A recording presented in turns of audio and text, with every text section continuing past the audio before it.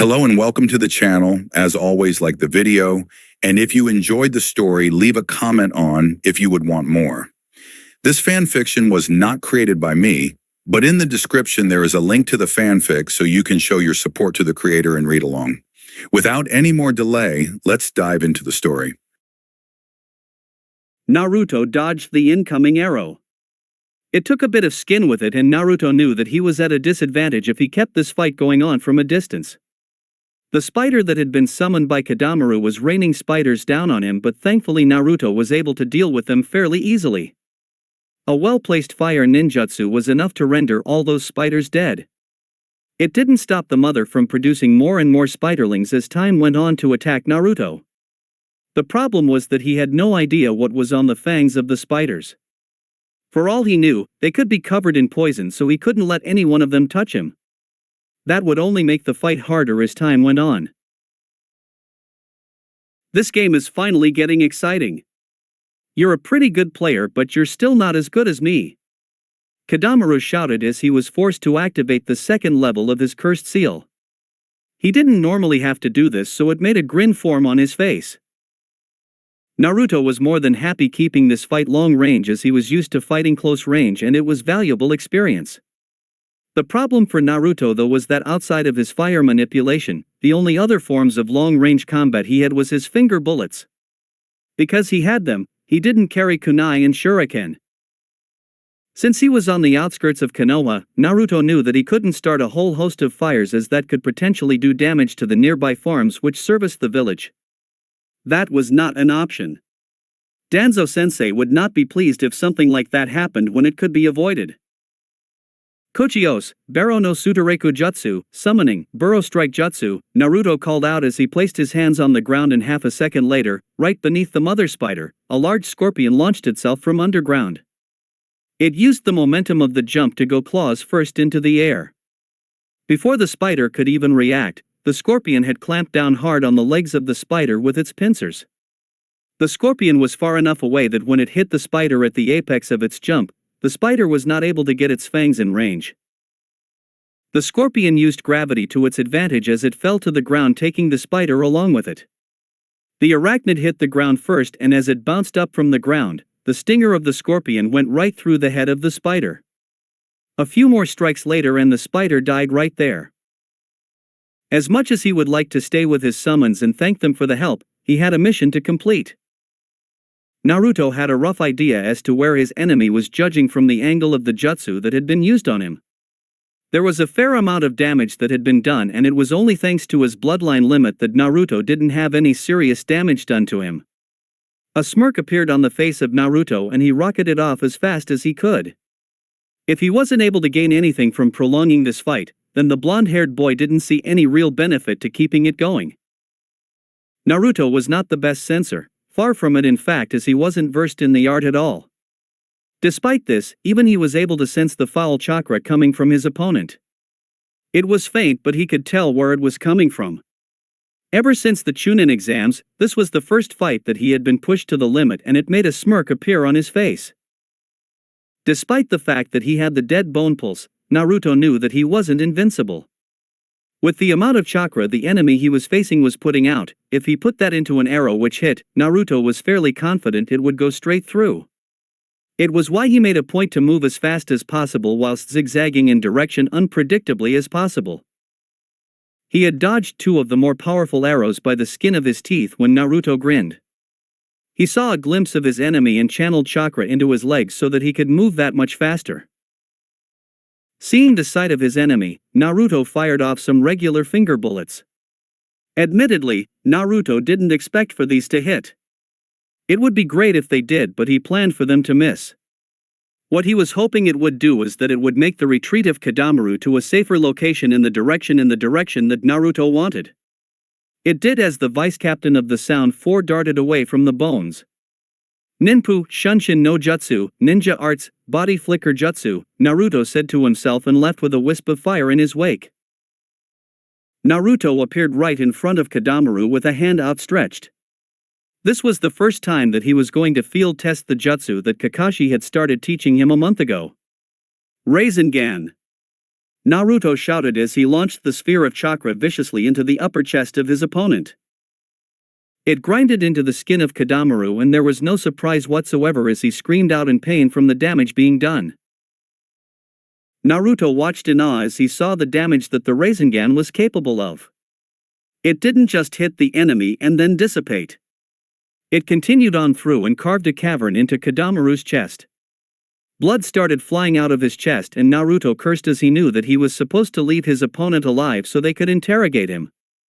Well, he hoped that his two friends were doing better. After surveying the damage that had been done by the Rasengan, Naruto realized that Kadaru was not going to make it.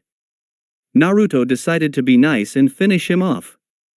Katan, Tenchi Shuriuden, fire release, drilling finger grenades, Naruto called to himself as he pointed his hand down at the enemy and fired the jutsu. All 5 bullets hit the Kadaru in a vertical line before exploding on impact. Bits of blood, bone, and organs went flying in every single direction. Knowing that he had to go help Konohamaru, who was fighting 2 against 1, Naruto sped off in the direction of his colleague.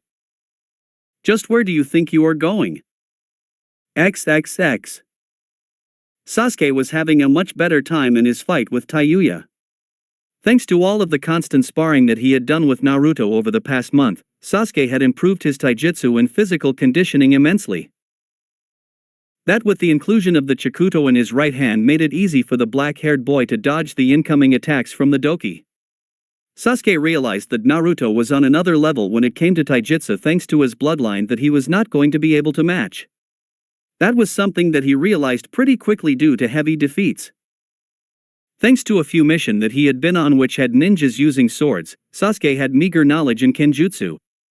This would only ever get better when he fought opponents who were better in kenjutsu than the ones that he had already faced. At the moment, Sasuke was using a sword from his clan compound whilst waiting for the one that he had specifically ordered to channel lightning chakra to arrive. The raven-haired Uchiha decided that he had managed to steal all of the jutsus from his enemy that he could. Now there was no point in prolonging the fight, especially since Konohamaru was fighting against 2 people. Not again, Sasuke thought as he vowed to himself that he was never again going to lose the people close to him like what had happened all those years ago. He had finally started opening up to Konohamaru and to a much lesser extent Naruto. It was always a fear that the Uchiha had in that he didn't want to have to go through the same pain again. Plus, these people were after him and his friends were thrust into a fight that they didn't have any place in. Sasuke didn't want Konohamaru or Naruto to get injured because people were after him. I'm done playing games. This fight will be over soon, Sasuke muttered under his breath. With his eyes now at the 3rd tomo thanks to another near-death experience courtesy of Naruto, Sasuke could faintly see the haze of chakra which Touya was sending in his direction. Despite her wanting to keep this fight long range, it was soon going to change. Raiton chakra started coursing through the metal as gave a bit more potency to the blade. With the way that the blade was shaking, Sasuke could tell that it didn't have that long of a lifespan, but he didn't care, he would be getting a new blade soon. Sasuke made a move and charged at the closest doki in front of him and sliced the head off the summon with a swipe of his blade. Before the other summons could react, a horizontal slash and a stabbing motion were made. Blood started pouring from the wounds that the Uchiha had made whatever the hell was in front of him, and some of it even landed on his face. It was definitely not a pleasant experience for the Chunin, but he knew that it came with the job. He definitely didn't expect to be a clean ninja all his life. Slight constricting feelings started appearing all over Sasuke's body as he fought the doki. Now I know that I didn't let any of those ogre freaks hit me so they couldn't have poisoned me, and I have the Sharingan on, so this can't be a genjutsu, so what is it? Sasuke asked himself as he felt as if he was being tied up, and the feeling was only getting stronger as every passing second went by. That flute. She's got to be using that to be doing this, and the only thing that would fit would be sound-based genjutsu. All genjutsus target the senses and most go for the eyes as they are the most relied upon sense, but this one must be different. It must go for the hearing since I have the Sharingan which can see all sight-based genjutsus. Sasuke thought to himself as he remembered reading everything he could on the art of genjutsu, since he knew that one day, he would have to go up against the world's best genjutsu user, that being his brother. Sasuke held his free hand in the ram symbol and channeled chakra. His eyes widened and he almost shat his pants with how close he was from being dead. It was only thanks to the Sharingan that Sasuke was able to see the incoming kunai and react in such a small space of time. If I didn't have the Sharingan, then I would have died there. I need to be better than this. Itachi won't let me make the same mistakes. Furious with himself for his apparent weaknesses, Sasuke charged off in the direction where the kunai came from and caught a glimpse of chakra. He smirked, now knowing that this fight was as good as over. Fuck shit fuck cunt shit wanker slut was the internal monologue as she saw the target coming at a very fast speed towards her. She knew that she was a specialized ninja and long-range combat was ideal. She desperately needed to make the distance between the two grow so that she could resummon some doki. Touya threw multiple kunai and shuriken at Sasuke, but the Sharingan was simply too good despite the red-haired girl activating her level 2 cursed seal. The throwing power boost she received didn't mean anything to the Sharingan, which allowed Sasuke to parry away the incoming pieces of metal. Fear started rapidly forming inside of Touya as she knew she was up shit creek without a paddle. Her opponent had her on the ropes and he knew it. To compound onto this, she knew that Sasuke was faster than her, which meant that she couldn't run away.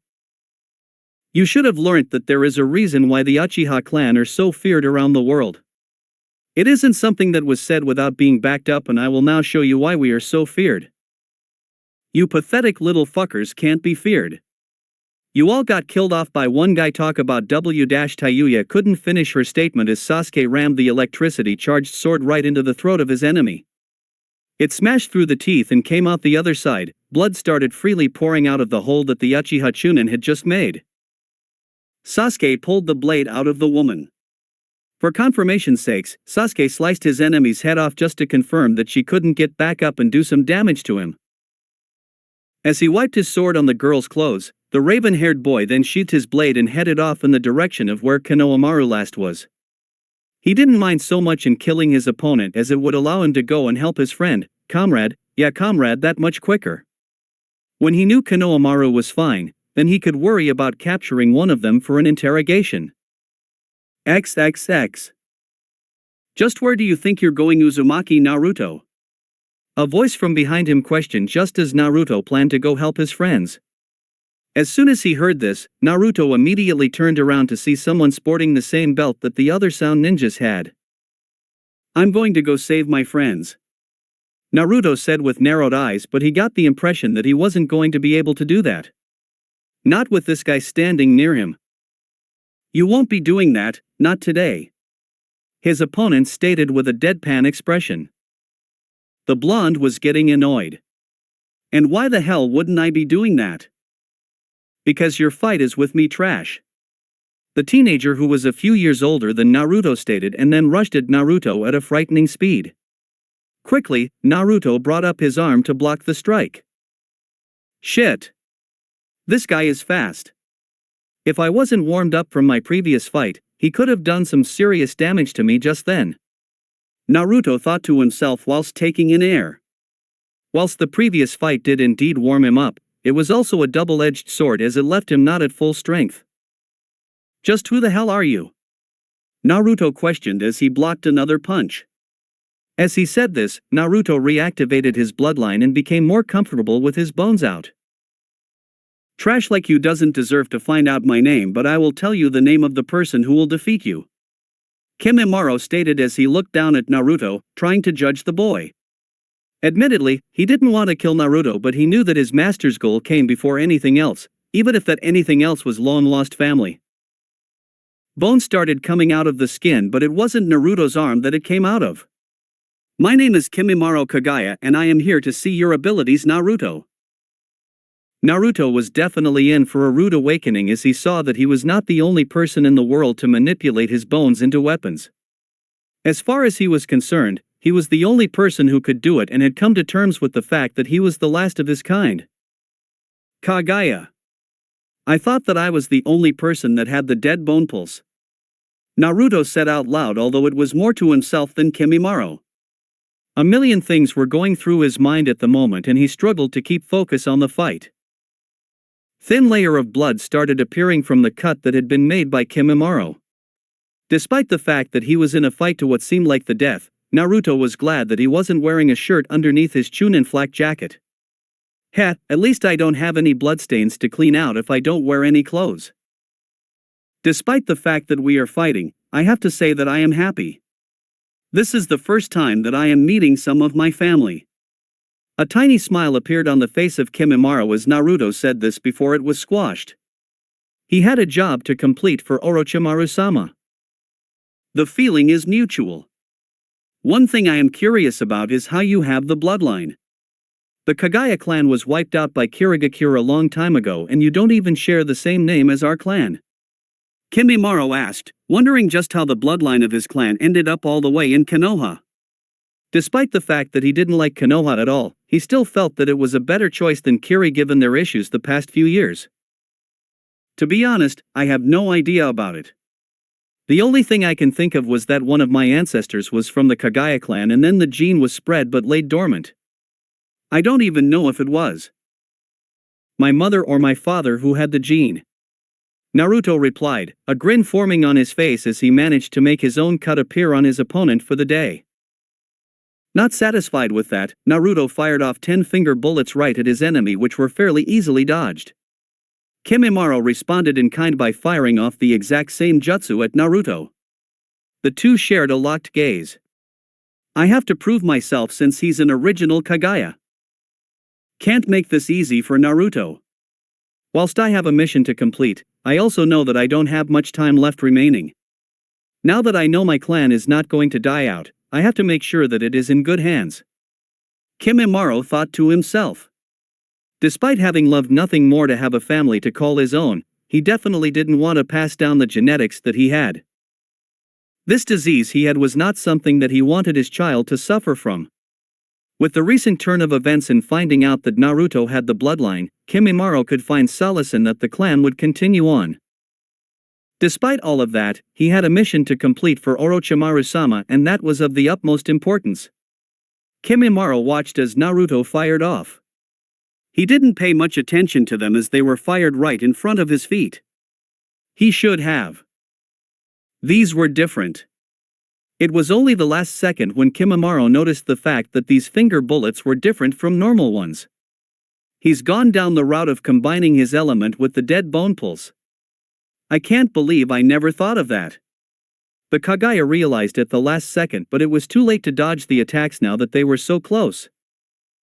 The second that the finger grenades made contact with the ground right in front of Kimimaro, they exploded in a shower of burning bone fragments.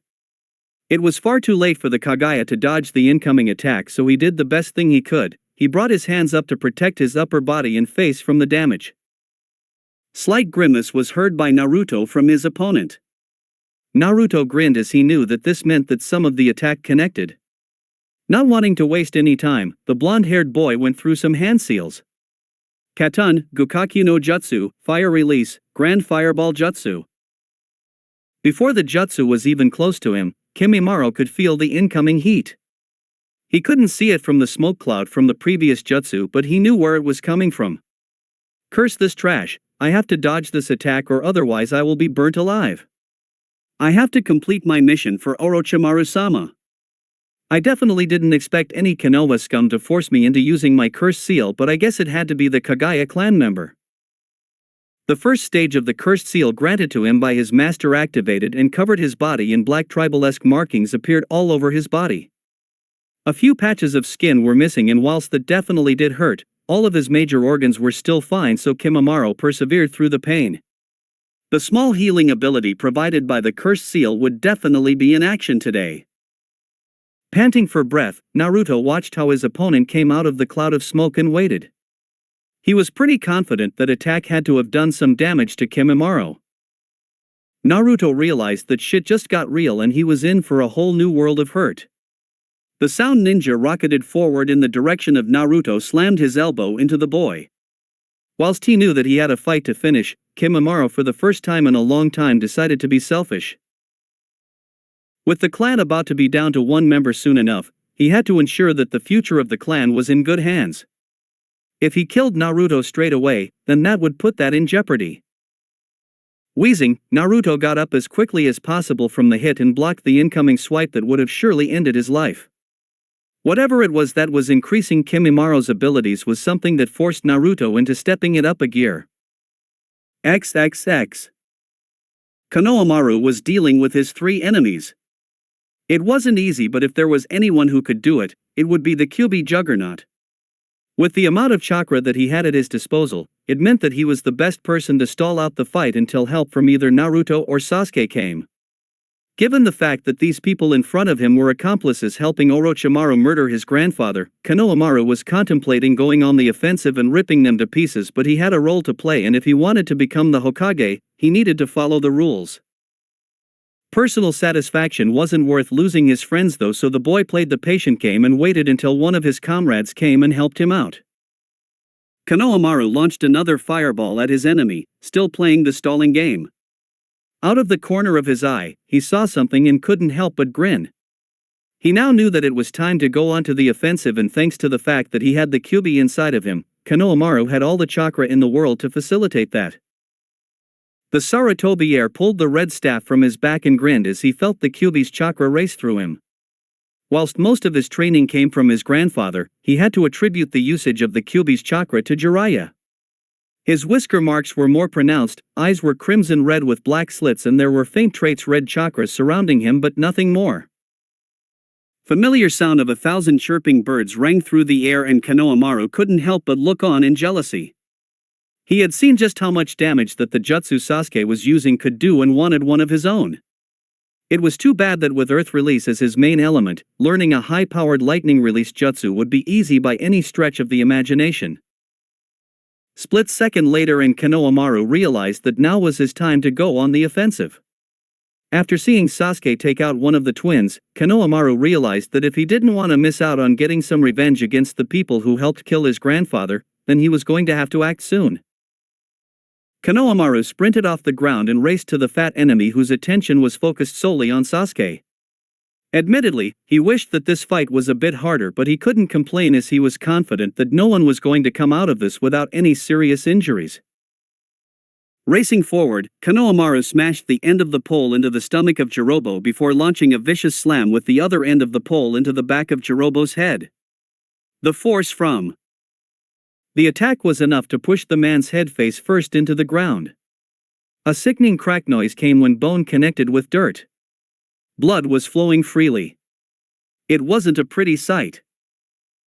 Konohamaru didn't rest on his laurels though, as he swung his stick with one final blow into the base of his opponent's neck. Once again sounds were made, and this time it was in the form of a snapping sound.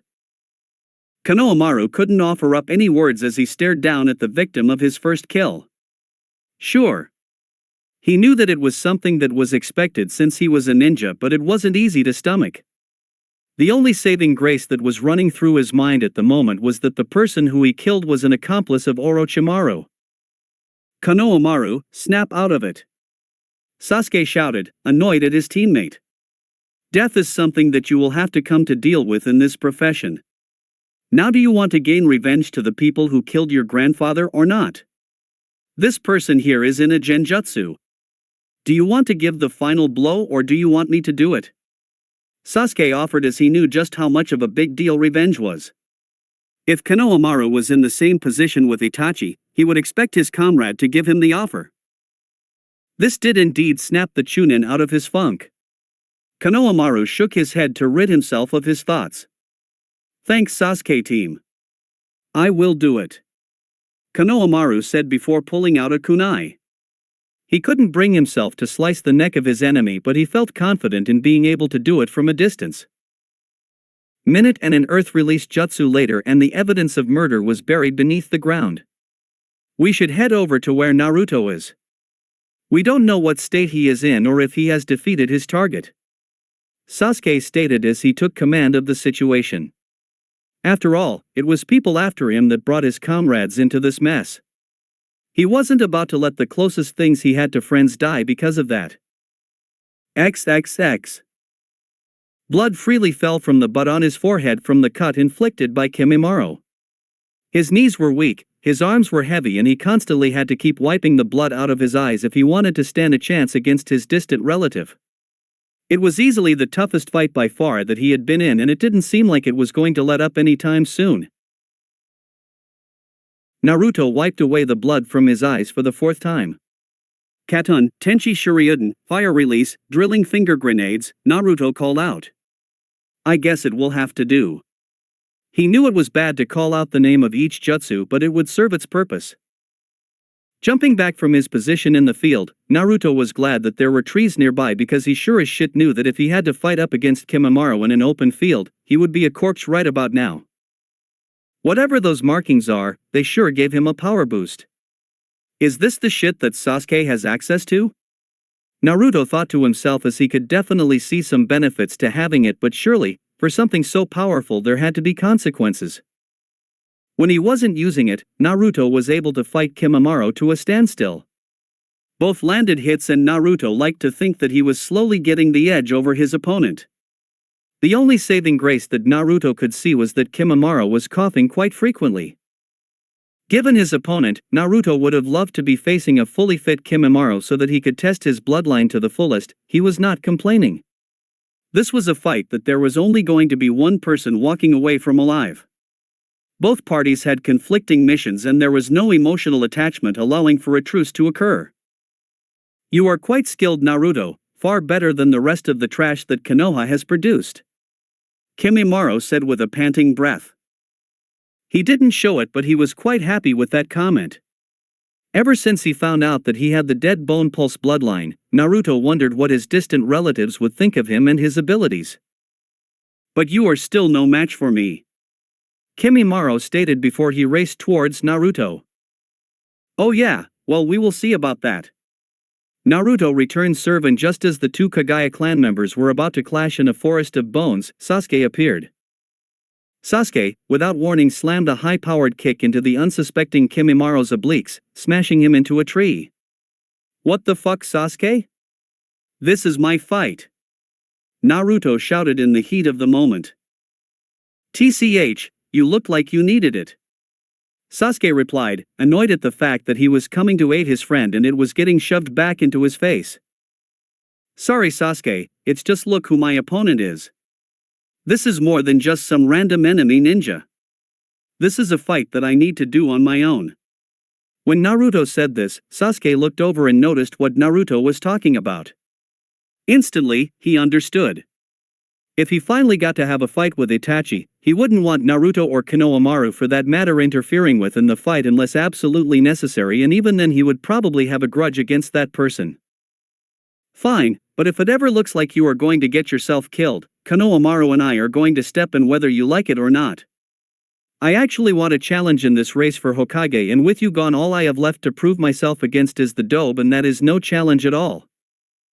Naruto smirked and turned his attention back to his distant cousin whilst he could hear a hey in the background.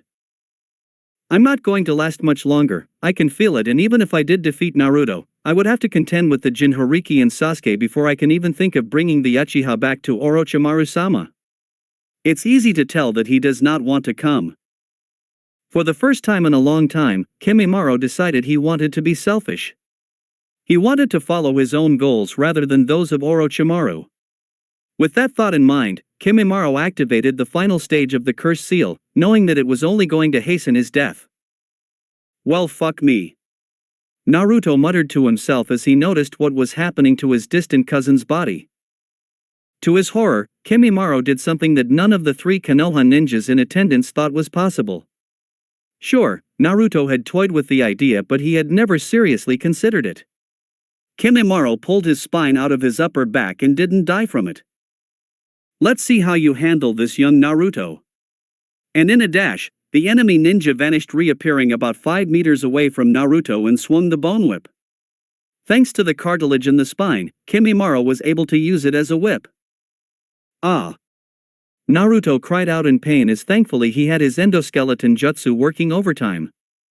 Bone raked on bone, but not before having sliced through skin as if it was butter. Blood was spurting out of the wound. Naruto was lucky he had his endoskeleton jutsu running on overtime, because if it wasn't for that, he was confident that he would have died. Konohamaru, who watched this happen, couldn't take it. He couldn't bear to see another one of the sound ninjas taking the life of one of his Leaf Village comrades. Over the course of the last few weeks, he had gotten to know Naruto, and whilst he wouldn't consider the guy his friend just yet, he still didn't want him to get permanently hurt. Going into action, Konohamaru went through some hand seals and slipped into the ground beneath him. Unaware of what was going on, Naruto knew that he needed to go on the offensive. He couldn't keep taking hits like that and expect to live to tell the tale. The quicker he ended this, the better. Have to end this fight close range. If we stay at this distance, he is going to keep pulverizing me with that whip. A thought was in the back of his mind as to what he could do when he got up close and personal with his enemy, but he wasn't sure if it would work. He had tested it in training, but he had never field tested it. What's the worst that could happen, he thought? In a speed that he hadn't displayed before, Naruto raced forward, hoping to cut the distance and making the whip less powerful. Naruto held out his right hand, chakra forming. Kimimaro watched with interest, waiting to see what Naruto would do. With his left hand, Naruto quickly did the hand seals for the Shunshin and disappeared with a fire trailing behind him. The second he reappeared in front of Kimimaro, Naruto thrust his palm into the chest of his opponent. Rasengan! Naruto shouted out as he thrust the ball of chakra into human flesh for the first time. Naruto gritted his teeth as he pushed the jutsu as hard as he could. There was a reason why the Kagaya were a feared bloodline, as the bones were proving tough to crack. In the end, the Rasengan won out and forced the enemy ninja to collide with a tree, smashing into it with emphasis. Blood came spurting out from the mouth of Kimimaro and was also dripping from the wound created. There was even some black liquid pooling out as well.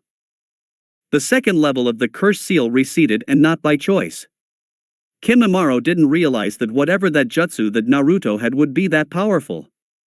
He was assured by his ultimate defense, but unfortunately that wasn't the case. Seeing the damage done, Naruto ran over to him with his hand held out and another Rasengan formed in it. I'm sorry it had to be this way, but this ends now. Kimimaro struggled to shake his head. I have a terminal disease anyway, so don't take this personally. I knew my fate was coming to an end, and to have it taken by the last member of the Kagaya clan is an honor. Before he could say any more, Kimimaro coughed up a wad of blood. This didn't bother Naruto, who was heavily leaning on one leg, confident that his cousin wasn't going to try anything. Out of the corner of his eye, Naruto noticed that Sasuke put a hand in front of Konohamaru to stop the two from coming over. Thanks, Sasuke, I owe you one. Naruto, I want to warn you though. You need to get stronger. There will be many people who will try and use our bloodline for their own agendas. I know you probably think Konoha wouldn't do this, but you are wrong. Danzo would be a prime example of this. Kimimaro stated without knowing whether or not Naruto knew the man. That's the second time someone has said to be extra careful around Danzo-sensei. I guess I have to be more careful, especially since Kimimaro mentioned it. I mean, just how does he know sensei? Unfortunately, I can't be of any more help to you, young Naruto, about the clan and improving your abilities, as that is something that you will have to do on your own.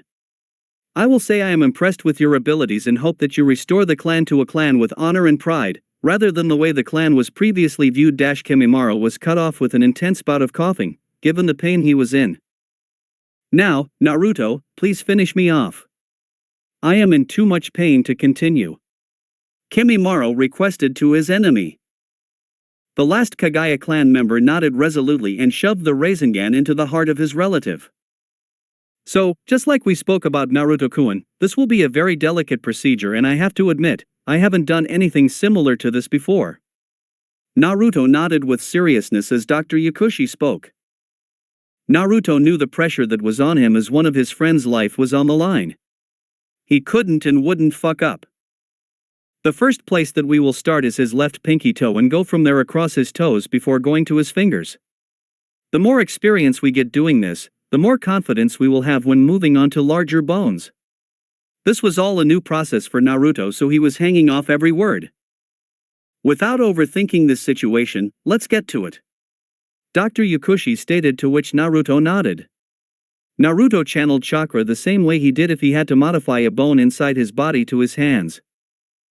Thankfully for Naruto, Dr. Yakushi took all the guesswork out of it for Naruto.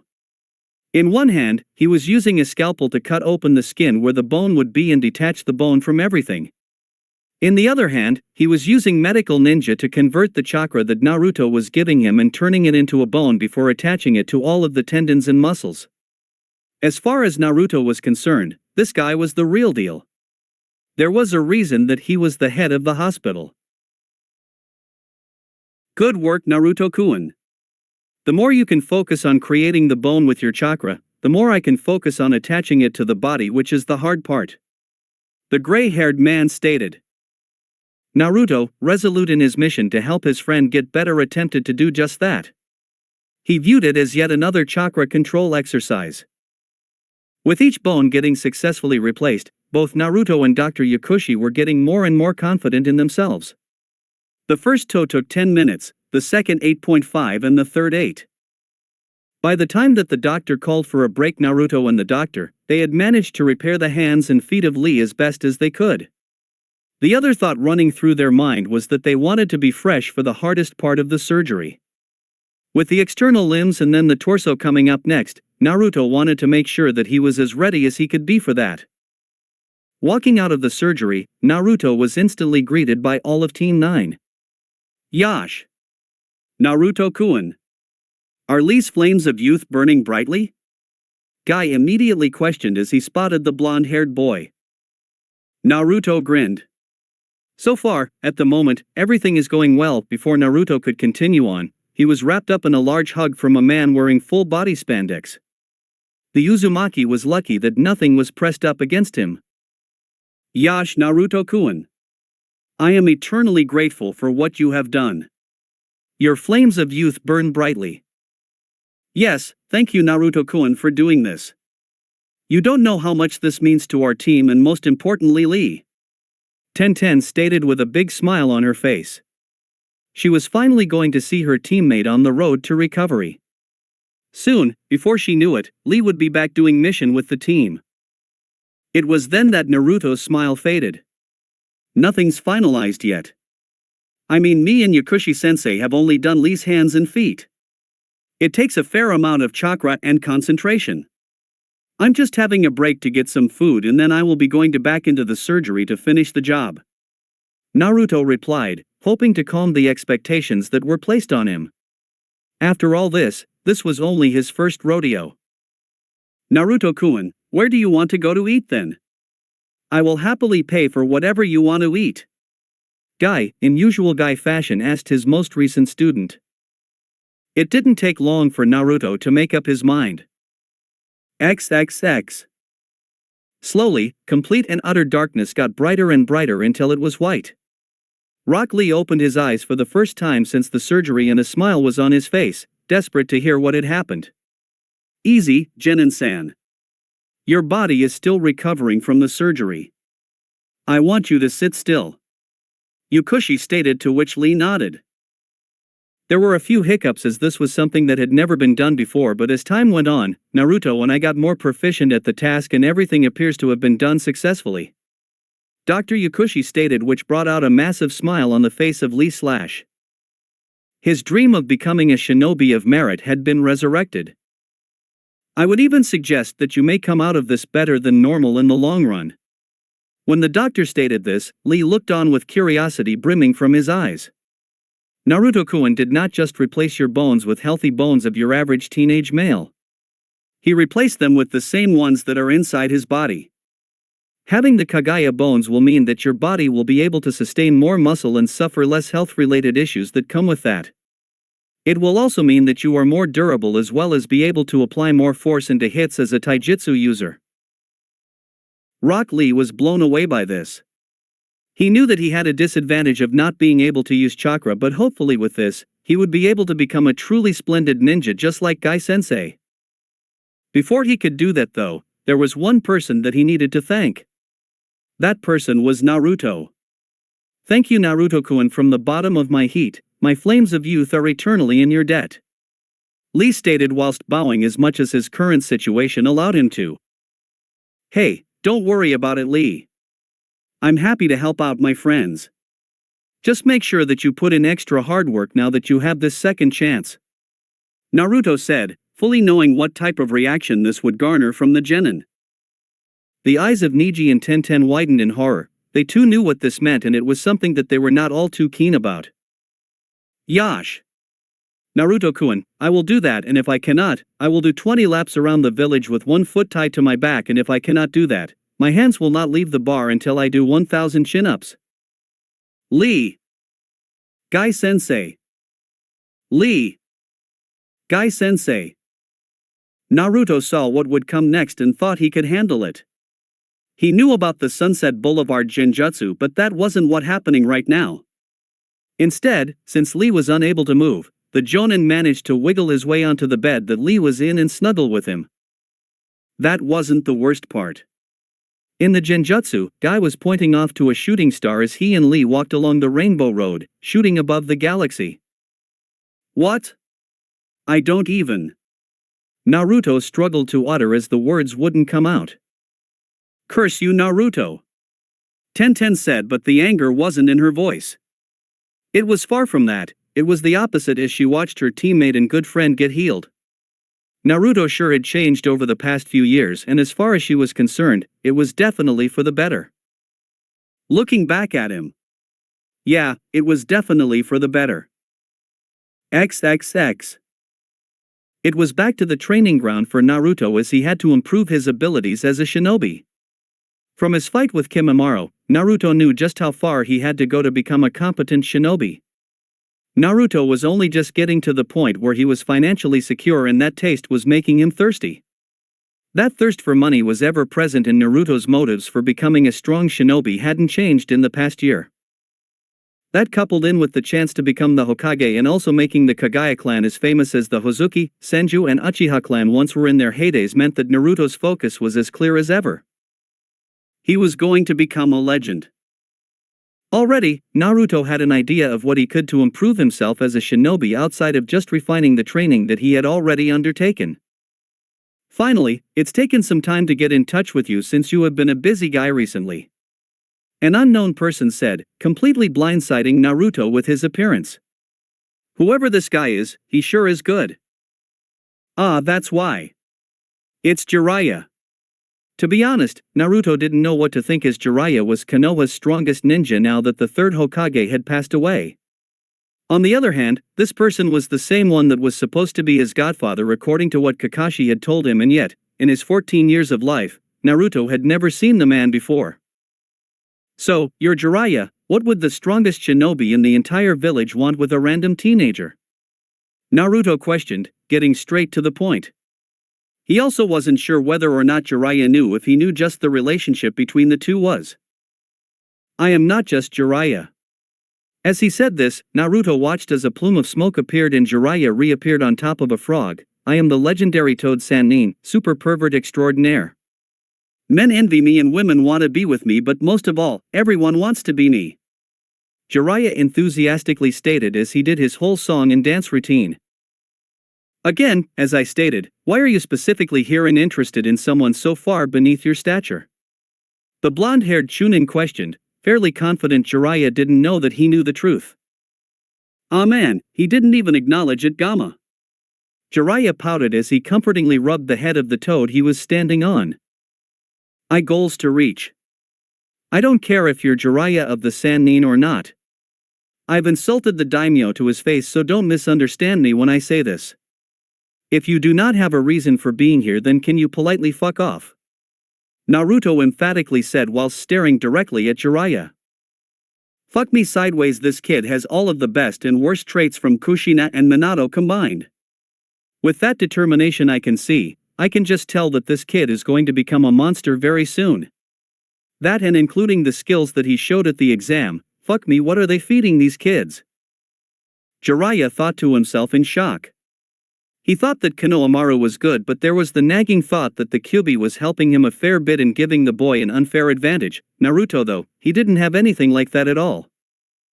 Almost instantly, Jiraiya dropped from the toad, which summoned itself and removed the kabuki makeup he had going on. Alrighty then, geez, tough crowd. And I thought that the first thing that would come out of your mouth would be a request for me to train you. Naruto was confused when he heard this statement. Why would I ask you for training? I am already getting training from multiple people, which is hard enough to balance. Oh yeah, Well, who are your teachers? I am sure that there are areas in which I could teach you more about. Ah, so that's his angle, he wants to be my sensei. I suppose it can't hurt having one more sensei. I won't let him in on my personal life though. He hasn't earned that yet. Alright then. I've got Asuma sensei and Kakashi sensei to teach me ninjutsu, Guy sensei teaching me taijutsu at the moment. What can you offer me? He didn't mention Danzo. It seems as if Naruto knows that that association may have potential negative consequences. That means that he still hasn't been converted into a root shinobi. There's time for me to properly become a godfather again. I could offer you a lot of things considering the fact that I am the premier seal master in Konohas and also I am the katan user here as well. Whilst this all did sound good, Naruto wasn't so sure. Sure, learning seals would be good, but it wouldn't help him that much in the long term as he needed to get strong quickly. If he was going to be in the running, he couldn't go back to learning the basics of a new skill set. He needed to expand on the skills that he already had cause he was sure as shit that neither Konohamaru or Sasuke were going to rest on their laurels and hand the title over to him. I still don't see why you would want to train me. I mean, I imagine you must have to go out of your way to come visit me. But that's going to change soon as I will finally be moving out of my shitty apartment just beside the red light district. Thankfully, over the past 7 months since joining Team 10, Naruto had managed to save up enough money to get a deposit down on a 2-bedroom unit thanks to the prize money for winning the Chunin exams as well as the sponsorship deal he got. Ever since the blonde-haired boy worked out what renting was, he knew that he wanted to get out of it as soon as possible. He didn't want to be paying off someone else's mortgage. Now that he had the financial means to do so, he could focus on other things. Well, to be honest, I see a lot of potential in you. I know that it has come to the time where Konoha's next generation must stand up and take the reins. If he was honest, it was mostly Minato's generation's job to do this, but unfortunately that was not to be. Naruto was about to challenge whether or not that was really the reason why Jiraiya was teaching him, but he kept his mouth shut. Okay, well, I was planning on working on my fire manipulation, and since you said that you are the best at that, could you please help me with that? Sure thing, Gaki. But you gotta call me Jiraiya-sama if you want me to teach all my super cool moves. You have to earn that title. At the moment, you've done nothing to help me, so why should I show you any sign of respect or affection? Damn, Gaki knows how to dredge up low blows. Damn, that felt good. I even got him to wince. Serves him right. Fair enough, kid. Show me what you got. Show me how good your fire manipulation is. Naruto then proceeded to show Jiraiya that he could maintain a small fire on a green leaf fairly competently. He had tried a few times with the dry leaf, but so far no luck. It was during this time that there was another arrival to the training ground. That was none other than Sasuke Uchiha. When Naruto spotted Sasuke walk over and wanted to put something to the test. He wanted to see just how much Jiraiya was true to his word. Hey Sasuke, Jiraiya over here wants to help out the next generation and is willing to teach you. Sasuke was definitely surprised. It was not every day that you got to train with one of the legendary Sannin. Is that true, Jiraiya?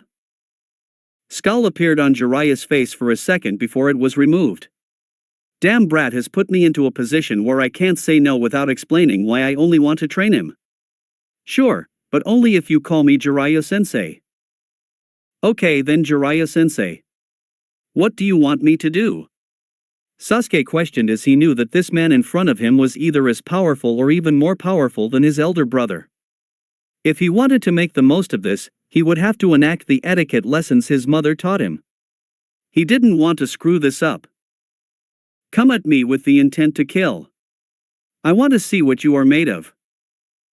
Sasuke didn't need to be told twice. XXX. Panting, Naruto grinned as he finally finished the workout that Jiraiya had put him through. It was arguably as tough as the workouts he had to endure with Guy-sensei, but he wasn't complaining. Not one bit, as Naruto knew that if he wanted to get to the top, he was going to have to put in the hard effort to get there. The past week training with Jiraiya had been fun. Even Sasuke had admitted it privately. Jiraiya was a wealth of knowledge that they had both been using. Sasuke was the one who had benefited the most from Jiraiya's tutelage.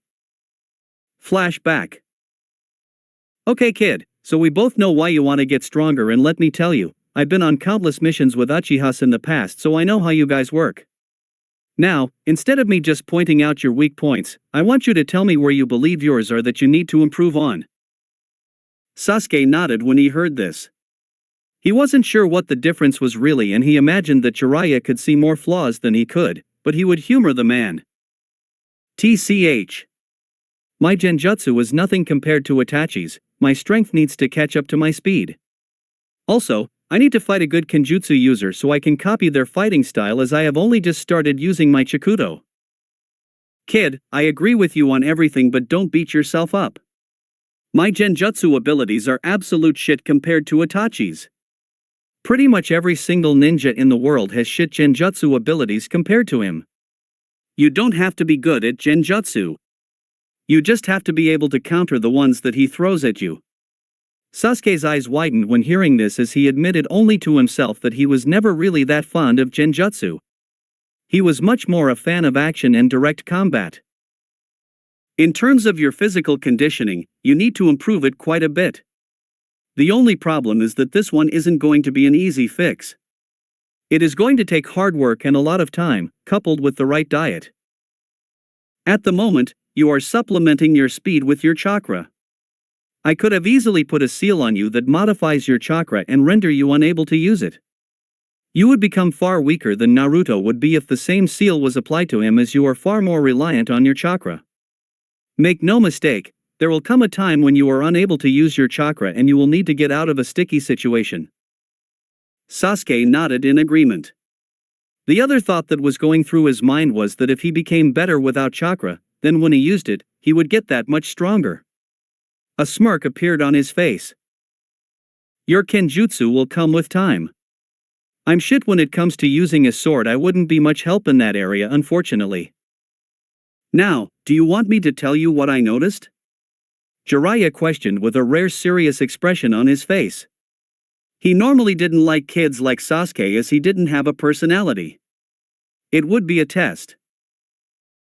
To be perfectly honest, he didn't really want to hear it, but the raven-haired boy knew that if he did, he would be able to work on his weaknesses rather than neglect them. He was all in favor of short-term pain if it meant that he would be able to kill that man. Your ninjutsu is very good for someone of your age and rank, but it also has the potential to be so much better. It's obvious that your Raiton is your natural element, but you're much better at using fire than you are lightning. Is this some sort of Uchiha pride where the only element is fire? Sasuke couldn't help but roll his eyes when he heard about the famous Uchiha pride. Sure, he and the rest of his family were proud of their abilities, as they rightfully should be, and there were some exceptions where the stereotype stemmed from, but if he ever heard someone mention it, he would look down on them. No. Sasuke muttered. Admitting to this wasn't one of his proudest moments. I only found out that a month ago.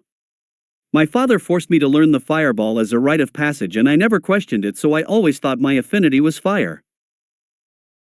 It's good that you have put so much effort into another discipline at such a young age.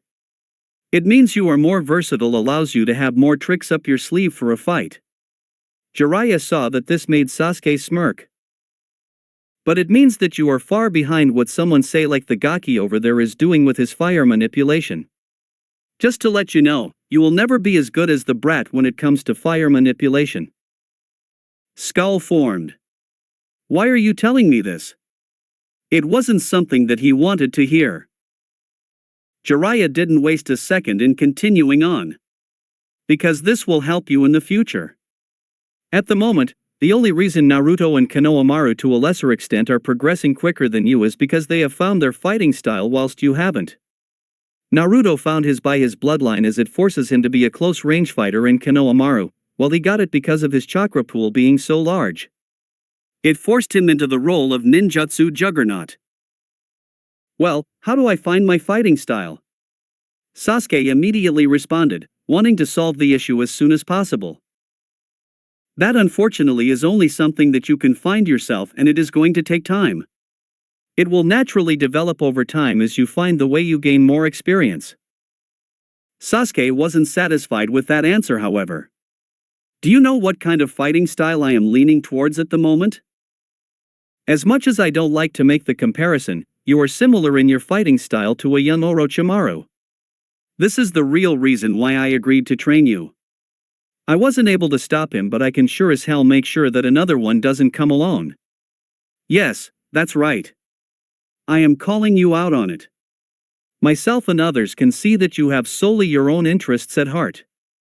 Everyone can see you don't really care about the village. The thing that you have to realize, kid, is that everyone is selfish to a degree. If everyone can see that you only care about your own interests, then they will not want to help you as they don't see any benefit to their own interests. When Jiraiya finished speaking, Sasuke had a lot to think about. End flashback. Yes. Finally, the signing bonus has come into my account. Naruto cheered when he opened the letter. Jiraiya, who was waiting for Naruto so that they could go to the training ground, became curious. Signing bonus? What was that for? Jiraiya asked, serious for once, which Naruto picked up on. Maybe I can use Jiraiya for some advice. I mean, he is mega rich with the Ika franchise and all. Oh, because of my performance at the Chunin exams, some dairy company wanted me to be their ambassador since I have the dead bone pulse, and they can spin their marketing into how I got strong from drinking milk since it has calcium. It's good cause they gave me money and they gave me an unlimited supply of chocolate milk. Calculating gaze appeared on the face of Jiraiya. I see. You do realize that they are only sponsoring you, right, is because they make more money off you than they pay you, right? Yeah, I know. But I thought it would be best to capitalize off the fame that came from winning the Chunin exams. I mean, at the moment, before the fight, I was maybe known to a few ninjas, but now I am known to pretty much everyone in the world. When the hype of the Chunin exams dies down, I will just go back to being known by shinobi. I wanted to get some quick, easy money when the civilians know who I am. Naruto replied to Jiraiya, showing his train of thought. Okay, just checking. I agree that you made your move at the right time. So why did you take the deal in the first place? I mean, wouldn't that just put an extra target on your back, which as a Chunin you don't need? Jiraiya questioned as they jumped along the roofs towards the training ground. I never wanted to become a ninja originally. The only way I can achieve my goal, since I am an orphan with no financial backing, was to become a ninja, as it was free entry into the academy as long as you passed. When he heard this, Jiraiya felt like a piece of shit. He knew that he wanted to instill the work ethic that came from a poor background, but he thought he put more money away so that Naruto wouldn't be forced into doing what he wanted. Did Sarutobi force Naruto into becoming a shinobi? He did not know the answer to that question. Now that he had time to understand the true difference between being a shinobi and a civilian, Naruto did not regret his decision one bit. I see. So what are your goals then, Naruto? Jiraiya questioned in a quiet voice. He knew he had fucked up when it came to raising Naruto, but he didn't know just how much of a screw-up he had been. My goal is to become filthy rich to the point where I can live my life however I want to without having any financial worries for the rest of my life. That and protect the people that I care about. This kid has a good head on his shoulders. I can definitely see why Danzo suggested to have the 3 kids fight it out for the title of Hokage. In reality, the only one who has the potential to take that position is Naruto. Konohamaru definitely has the potential, but he isn't mentally ready yet to have that much pressure put on him. That, including the fact that he doesn't have control of the Kyuubi, is a serious hindrance. Sasuke, on the other hand, can't be fully trusted with that much power, which leaves Naruto. He never wanted to make Naruto into a root soldier. He wants to use Naruto as a political figurehead. Well, if you ever want financial advice, feel free to ask me about that, as I am not only an awesome shinobi, but my bank account has a few zeros in it. Actually, I will. What do you reckon I should do to maximize earnings? Jiraiya looked down at Naruto for a moment. He could tell that this boy was dead serious. It was good to see that the Gaki had his future already planned out.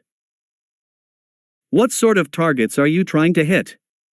Is this a short-term investment or a long-term one? Well, I was planning on putting it into a house. So I guess long-term? Naruto queried. Now that he was finally getting to a point where he had some money to play with, he wasn't entirely sure what to do with it, and a house seemed like a good enough idea. If you want to make large amounts of money, I wouldn't recommend putting it into a house. Generally speaking, investing in property is for a small but safe return. Investing in businesses is a lot more high risk, high reward. Also, you shouldn't really invest in a house unless you plan on owning it for at least 20 years. They are a seriously long-term investment. Naruto said, more so to himself than anyone else as he pondered what Jiraiya had told him. Admittedly, he didn't want to wait that long to get his return.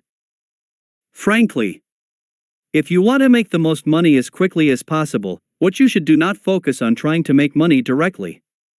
I know you're in the running for the Hokage position since I turned it down when they offered it to me. This was news to Naruto as his eyes widened. From a financial perspective, you should devote all of your time into getting the Hokage title as there is a significant salary involved in being the Hokage. Naruto's eyes widened. He certainly didn't know this. And if I want to keep the job and continue earning the money, then I have to do good by Konoha and have the village's best interests at heart. Obviously, I would want to do the best job that I could anyway, but this is just extra motivation. Correct, Gaki. So what you should focus on is getting that position whilst putting as much money as you can into a high-interest savings account. If you get the position, you will be swamped during the beginning and won't have time to spend your money so that you can save even more. That way, you can save a ton of money and only really invest in what you think will work. Naruto nodded when he heard this from Jiraiya. Sure, he may have been a shit godfather, but at least he knew his money and that was all Naruto cared about. Now, are there any more matters that need to be brought to my attention? May questioned as she just finished her first conversation with the new daimyo who had taken power. They had just finalized the agreement on the prices for each rank of a mission. It had been a long day as the village needed it, but it was something that was only going to continue. Yes. Our intelligence is now up and running, and it has come to their attention that Konoha has their hands on a member of the Kagaya clan who is quite skilled, Mizukage-sama. Ao stated with a frown on his face. He had no idea how the Leaf Village managed to get their hands on the prized bloodline, but he didn't like it at all. Tell me more about this shinobi Ao. May stated with an inquisitive look on her face. Hi. His name is Naruto Uzumaki. He is a high B-rank shinobi in the bingo book placed there by Tsunagakure. He is known for having the dead bone pulse and also killing the Jinchuriki of the One Tail, although it has to be noted, the Jinchuriki was not in any stages of his transformation. Seeing barely visible nod from his Kage, Ao continued on. He is proficient in the use of his bloodline, has shown that he is proficient in katan ninjutsu for his age, but his best skill at the moment is that he fast, not for his age but fast in general. I would say that his speed is on that of a low-ranking jonin already. What about him as a person? Are there any personality traits that we can exploit? It was the most obvious thing in the world to the Hunter Nin commander that Mei wanted this shinobi under her command. One of Kirigakure's more powerful bloodlines that was thought to be extinct was now in the hands of another, more powerful village. Damn Yagura deciding that all bloodline users should be extinct. If it wasn't for that, Kiri would be a much more stable and, more importantly, stable country. From what our spies in Konoha have managed to gather on him, the boy is an orphan and, interestingly enough, has a sponsorship deal with a dairy company after they saw what had happened during the Chunin exams. This would point towards that the child is motivated by financial gain. I assume our best way or tempting to the village would be to use money. Also, here, have a look at this photo. I think his appearance is quite familiar. At this, Ao handed Mei the dossier that had the information on Naruto. 2 seconds later and her eyes widened to near comical proportions. Are you sure this is him? Mei questioned, to which Ao merely nodded. Mei was honestly shocked. You didn't need the Byakugan that was inside the head of Ao to be able to see just who this boy was a carbon copy of. To think that he had a kid. Do you know who the mother was? The elder ninja frowned. No, outside of his last name being Uzumaki, we have no reports as to who his mother is. So that would point towards Minato being the one who had the dormant bloodline in him. I can't imagine what kind of monster he would have been had he managed to activate it. Maybe that was how the Hiraishin worked. The toll on his body must have been immense, so the Kagaya DNA strengthened his body to be able to handle it. Ayo, I have a mission for you, Jojuro and Suigetsu. Mei said as her mind 1,000 thoughts going through it. I have known about this for a while but have had more pressing concerns. With this new information of the Kagaya clan representative, this mission has become one of our highest priorities. Raiga Kurosaki has been spotted working around the Katabami gold mines in the Land of Rivers. I imagine he is collecting the gold to make money. Your mission has 2 objectives. The first is to kill Raiga and obtain the Thunder Fangs that he possesses. Given Mangetsu's affinity with the blades, Suigetsu I believe will be the right person to wield them. Ao didn't necessarily agree with that opinion of the Mizukage. He had been on the receiving end of her temper far too many times and he didn't want to be on it again. The second half of your mission is to obtain the gold that Raiga is hoarding and use it to persuade the loyalty of the Kagaya boy. Whatever is left remaining will go into the village funds. Ao nodded in comprehension. And if he doesn't comply, we will kidnap him so that when he is older, one can impregnate fertile women with his DNA. Ao added on top of what Mei said, thinking that it was the right choice to make on the field. The power of the dead bone pulse was simply far too strong in the hands of another village. It was also theirs, not any other village's property. Older, impregnate fertile women. Shut up Ao or I will kill you, Mei hissed as killing intent flooded the room. XXX. Naruto jogged to the tower. It was his first mission in 3 days and he was eager to find out what it was. He hoped it was a high-ranked one. Ever since he had been informed of the Hokage acceleration program, the lowest-ranked missions Naruto had been going on were B-ranked missions. He was keen to keep it that way. Walking into the Hokage's office, Naruto was not surprised to see Danzo-sensei. The other 2 people in the room he definitely was surprised to see. Asuma-sensei. Naruto greeted with enthusiasm. He hadn't seen his sensei in ages and he was definitely glad to see the man. How's it going, kiddo? The bearded man questioned to his student with a smile on his face. He too was happy to see one of his students. I'm here to kick some ass and chew bubblegum and I'm all out of gum. You 3 have a mission waiting for you. Danzo, the ever-so-formal man stated, to which Naruto immediately straightened up. He still had his perfect mission record to maintain as well. Inoichi, you will be in charge of this mission, given the sensitivity of the mission. Asuma, you will be the muscle. The interim Hokage stated, to which both of them nodded. Hey Danzo-sensei, what's my role on this mission? Fodder. Chuckles ensued. Didn't know Danzo was capable of making jokes. You 2 will explain to Naruto what the mission is on the way to your destination point. This is a very important mission, so there will be no failure. Am I clear? Danzo questioned, although he didn't expect an answer. All 3 ninjas left the room after bidding farewell. Naruto, you will need to pack for at most 2 weeks' worth of supplies. This mission is sensitive, so we will discuss this on the road. The blonde Chunin didn't hesitate and nodded. When he got the all clear, Naruto immediately headed off towards home. Wonder what this mission could be. Surely, if it was a heavy combat mission, Inoichi wouldn't be in it, and I don't think that I would be up to that level since I am not a jonin like the others. This must have something to do with Inoichi's skill set. I guess that means that Asuma-sensei is the muscle and I'm the tiny muscle. When Naruto arrived back at the gates, with his backpack in check, Naruto noticed an addition to the group, and from what he could tell by Asuma, this wasn't someone he wanted to associate with. Are we ready? The blonde Chunin questioned, to which they nodded. Before Naruto took another step towards this mission, Asuma moved very fast. Naruto could barely keep up with his sensei as he watched the man smash his trench knife right into the base of the civilian's skull. I've wanted to do that for a while. Asuma said as he saw the stunned reaction on the face of Naruto.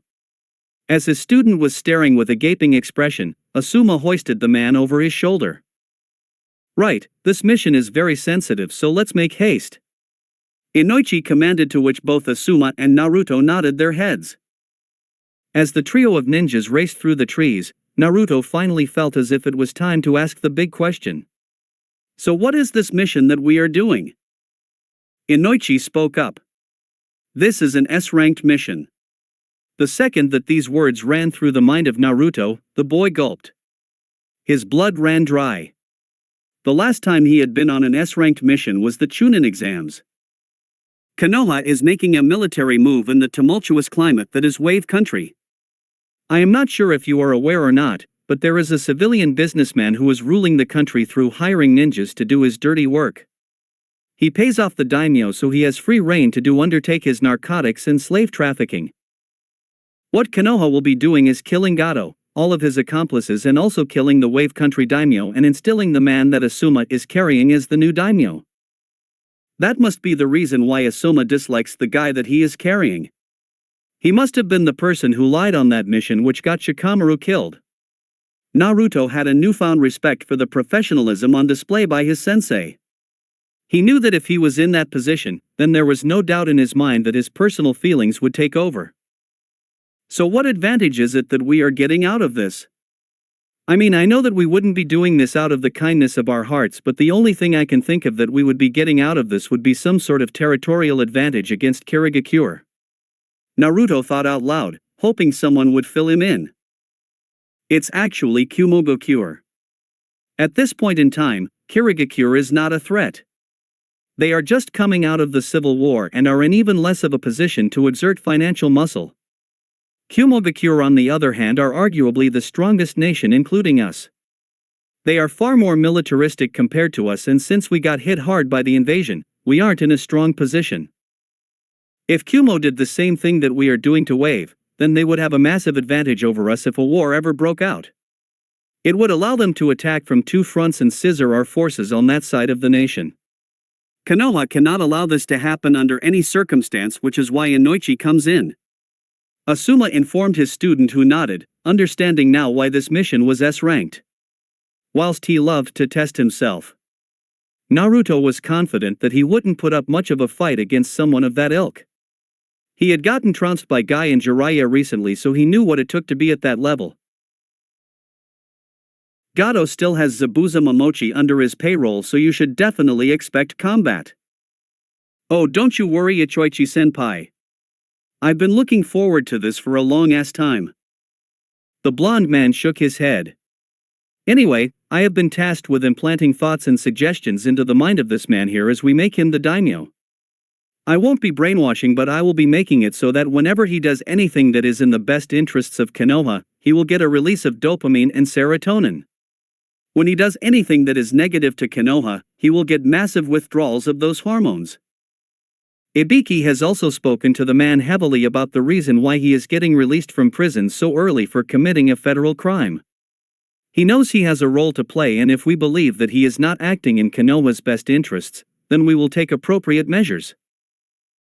Ibiki, that's the guy who ran the first test of the Chunin exams. It suddenly dawned on Naruto that he was finally entering the big leagues.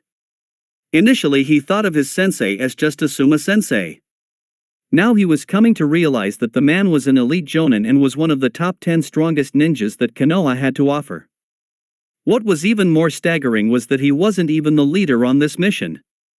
It was the head of the torture and interrogation department as well as the head of the psych ward of the hospital. This only included his duties as a clan head. It was a big step up from what he was doing earlier. XXX. The trip was much shorter the second time around for Asuma, and once they got past the river, Asuma dropped Tazuna on the ground. This was enough that when the man collided with the ground. Ugh! What happened? Tazuna mumbled to himself as his eyes groggily opened up. Before he could even register what was going on, a jutsu was cast on him. His pupils rolled into the back of his head and Naruto had to support his body weight whilst Inoichi did this thing. It was a long and tedious process what Inoichi was doing, and it finally took 45 minutes for everything to be completed. As Inoichi exited the mind of Tazuna, the man started to come into the land of consciousness. Tazuna. Just as we agreed. We are taking you out of prison and taking you back home to your family. Inoichi stated as much like Asuma. He was not at all fond of the man. The man instantly sobered up and somberly looked down at the ground, knowing what was about to take place. Yes. I know. Don't worry, you will get to see Tsunami and Inari shortly. You have to remember though that you are unable to tell them what happened. You must tell them that you have been held captive and tortured by Gato for the past 6 months. You finally got out of there and made your way to Konoha to get our help, which we are doing pro bono. It was not lost on Naruto just how much, once the story got out, how much it would look good for Konoha. History was always written by the victor. With that said, Team Inoichi traveled on towards their mission. XXX. As Naruto was on his mission, one individual in particular was training their ass off. That person was Temari Sabaku. The first was to kill the person who murdered her little brother Gaara. With that, being Naruto Uzumaki, that meant that Temari had her work cut out for her, as she knew that Naruto was a promising shinobi who was only going to get even stronger. From what she had borne witness to and correlated with the reports, Naruto Uzumaki was proficient in katan release. Considering her goal was to kill Naruto, and she lived in a desert and had a wind affinity, it meant she was up shit creek without a paddle when it came to ninjutsu. That, combined with the fact Naruto was extremely capable in taijutsu with his bloodline and all, it meant that she would have to rely on genjutsu out of the big three. Temari wouldn't give up on her wind ninjutsu or scrimp on her taijutsu training, as she knew that they would have to top-notch to combat against Naruto. The other goal that Temari planned to accomplish was eradicate all the other tailed beasts. She didn't want any child to have to go through the same torment and struggles that the village put her younger brother through. It was never his fault, it was the system that he grew up in. The only way Temari knew how to do this was to become the first female Kazekage. This was so that no child had to go through the same struggles that Gaara had gone through. Then and only then would she have the power to achieve what she need. With Baki leading as the interim Kazekage until a long-term decision was made which was approved by the council and the daimyo, Temari knew that she had time on her hands. XXX. XXX. That boy, he definitely looks like Minato. They look too dissimilar to one another. That child has no doubt has the potential to be a damn good shinobi. The question is, will he ever be at that same level as Minato? Inoki was never as bad as the people who he managed on a day-to-day basis. He didn't share the same opinion as most IWA civilians and shinobi in that Minato Namikaze was death incarnate. The man just so happened to be a very good shinobi on the other side. Sachikage-sama. You have a visitor. It is the daimyo. His assistant stated, to which he nodded. He knew that this meeting was going to take place, he just had no idea what it was going to be about. To what do I owe the pleasure of this meeting, daimyo-sama? Inoki questioned with a small smile on his face. We have important matters of grave importance to discuss. Konoha is finally weak. They have just had the invasion dealt by the hands of Tsunagakure and Otogakure led by Orochimaru. This is now the ideal position for the Land of Earth to strike and gain an advantage. Right now would be a good time to strike, but you would still have to consider the fact that they have 2 of the Sannin, Kakashi Hatake and Might Guy, who is proficient with the 8 gates. This is not to mention all of the bloodlines that they have at their disposal, and you also have to consider that they have the Kyuubi at their disposal. Inoki countered. Whilst he wouldn't mind taking Konoha down a peg or two, there were a lot of things to consider when war was on the table. Speaking of bloodlines, have you heard that Konoha now has a new bloodline at their disposal? See? So this is what he really wants to talk about. No doubt one of his advisors showed him the bingo book entry that Tsunagakure put up on Naruto, and he must have noticed that he looks very damn similar to Minato. Yes, I did hear about that. From what I remember hearing, the boy won the most recent Chunin exams hosted in Konoha. What is your point? Anoki questioned, already knowing where this was going but not wanting to take any part in the future conversation. This only further served to annoy the most politically powerful man in the land of Earth. So you do know about him? The Earth Daimyo questioned, barely holding himself from getting out of his seat and standing up. Frustrated because he knew exactly where this conversation was going, Anoki let out his real feelings on the matter at hand. Of course I know who the brat is. It would take a retard to not be able to take one look at the boy and not be able to tell who his father is. Incensed at what he was hearing, Kosuke stood up, hands planted down on the table in front of him. Then why the hell haven't you done anything about getting rid of the spawn of that man? Anoki didn't waste any time as he stood up as well. Because I don't want to start another fucking world war. If we killed the boy, Konoha would no doubt go to war, and despite their weakened state, they would put up a decent enough fight that Kumo would be able to take us down with relative ease. Anger was clearly evident on the old man's face, and it only further served to make his nose even more pronounced.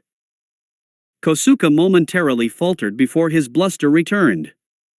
I will give you the full backing of my samurai force if it comes to that. The second that he heard this, Anoki, for a second reconsidered his options. He knew that Kosuke's samurai force was a considerable amount of troops that would no doubt aid the fight. That would only answer one question. The other, more important one was one that he simply didn't want to go to war. The amount of innocent deaths that it would cause was not something that he would like on his conscience if he was honest with himself.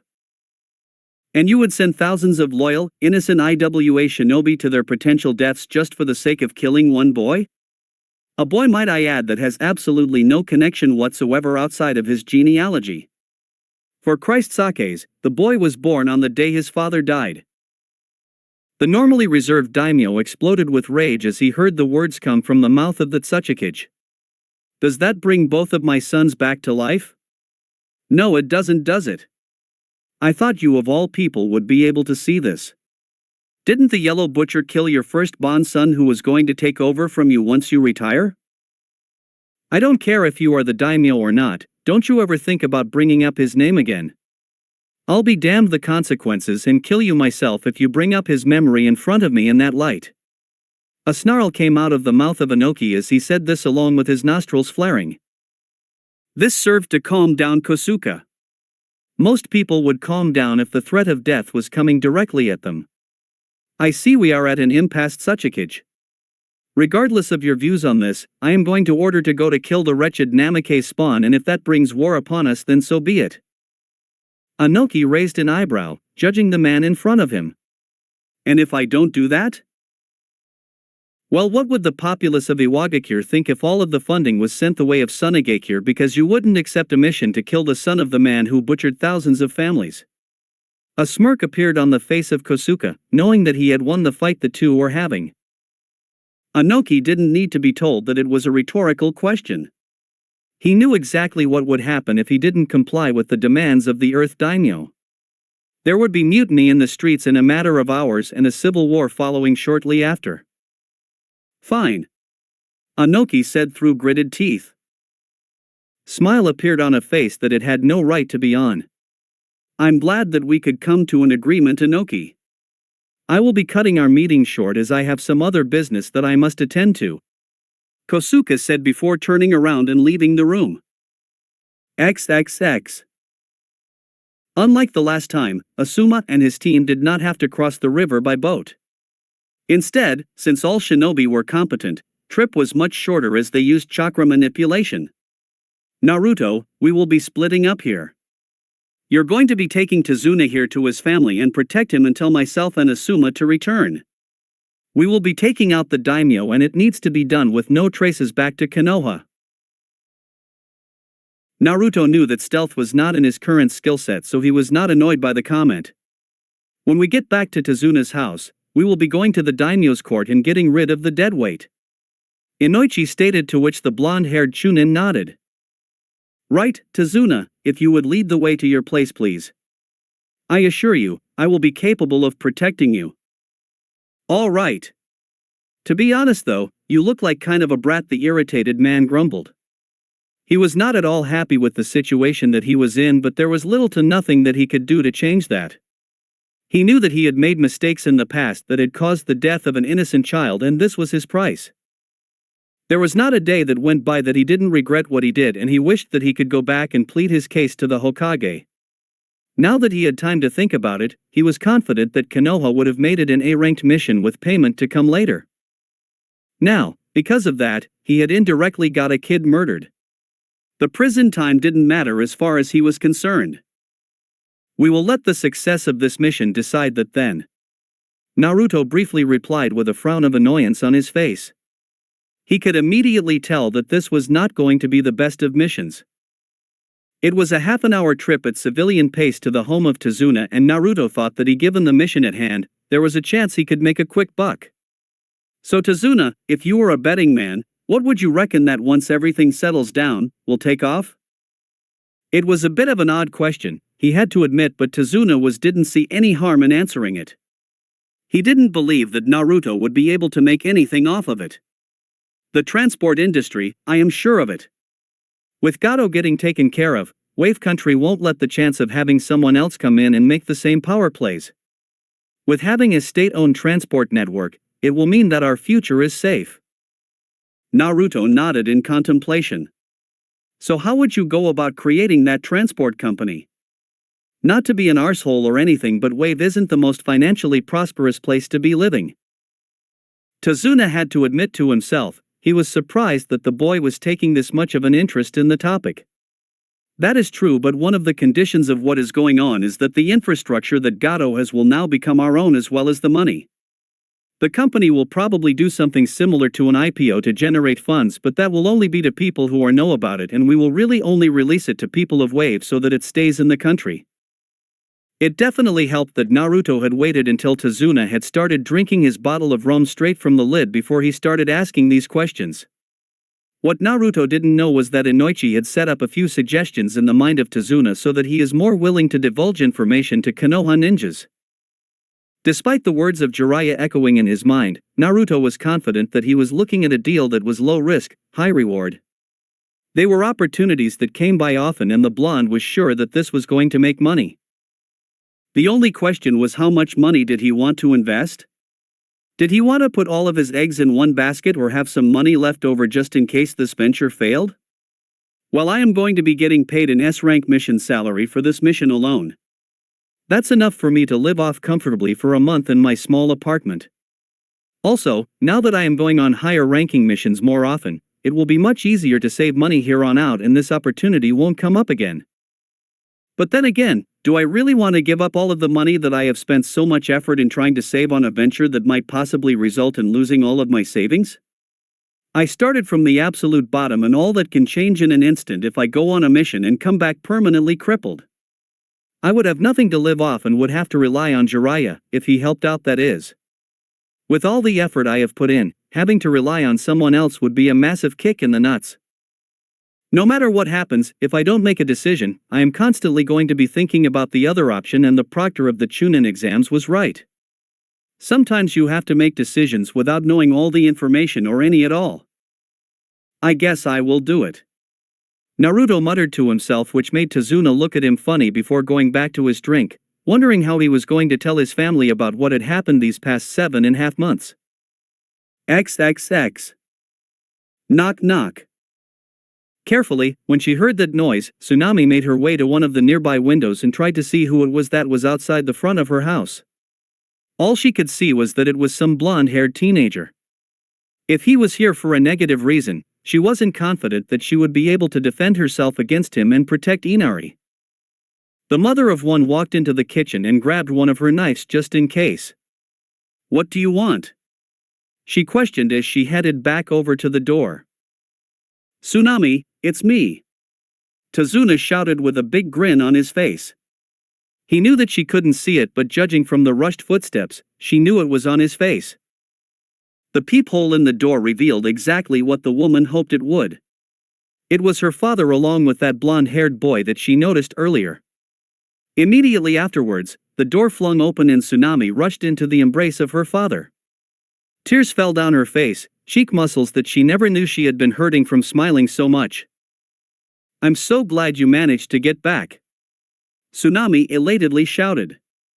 She didn't even let her father explain himself before she spoke up again. "You have to tell me everything that happened. I'm sure that this is an interesting story," Tsunami said as she noticed that there appeared to be no lasting damage to her father except that he had lost a fair amount of weight. "Ain't that the truth?" Tazuna sighed mentally to himself. "Well, how about we go inside and you get Inari so that I can tell you what happened?" Tazuna stated, to which the woman nodded immediately. She knew that Inari would be very happy to see him. She was hopeful that this would break him out of his funk. "Inari, come downstairs please, there is someone that is very excited to see you," the mother of one called out, and half a minute later, a small boy slowly, almost methodically came down the stairs. The second that his young eyes caught sight of his grandfather, they widened. "Grandpa!" Inari shouted as a big grin crossed his face, the first one that Tsunami had seen in a long time. Immediately, the pace increased as the 10-year-old rushed down the stairs and launched his body into the waiting arms. "Where have you been, Grandpa?" Much like his mother earlier, tears were streaming down his face as he said this. Tazuna grinned. He was beyond happy that he got to see this smile once more. He didn't care all that much what Konoha would make him do. The fact that they allowed him to leave prison early to see his grandson made him not care. "Well, how about we sit down and me and my friend over can tell you too what happened?" It was at this point that Naruto made himself known, pushing feelings of jealousy to the back of his mind as they wouldn't do any good. "Who's that guy, Grandpa?" The innocence of Inari questioned, wondering how he was connected to his grandfather. Tazuna grin was at full force. "This guy here, Inari-kun, is one of the super shinobi who's going to help Wave Country get freed from Gato." "Whatever, come on, let's hear your story, Gramps," Inari said with a frown on his face that Naruto immediately caught. He wasn't entirely sure what it was for, but he could tell that the boy disliked him. "Well, okay then," Tazuna said as the four of them made themselves comfortable on the couches. "When I set out to make it to Konoha, I got ambushed by some of the men that Gato employed. They hurt me a fair bit and then kept me locked up in prison for a while. I won't say what happened because it was super bad," Tazuna explained in a somber tone of voice. There was a look of horror on the face of Tsunami as she could only imagine what happened to her father. After what had happened to Kaiza, she didn't want to know what had taken place. Inari meanwhile closed his eyes and clenched his fists in utter rage.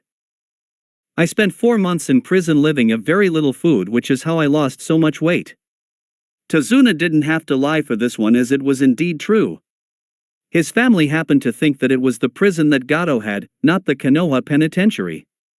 "During this time, I bided my time and calculated all of the shifts of the guards, and when they were sloppy, I used a tool that I had made to grab the keys that the guards left there to torment me with. Once I got them, despite my handcuffs, I used my super intelligence and escaped." "That's so cool, Grandpa," Inari enthused, who was completely engaged in his idol's story. Tsunami didn't share the same opinion on the story as she knew the man and found a flaw or two in the story. She didn't care that much as he was here now, and that was all that mattered. "But if you were tortured and held in prison, how are you fine now with no injuries?" Tsunami questioned with concern.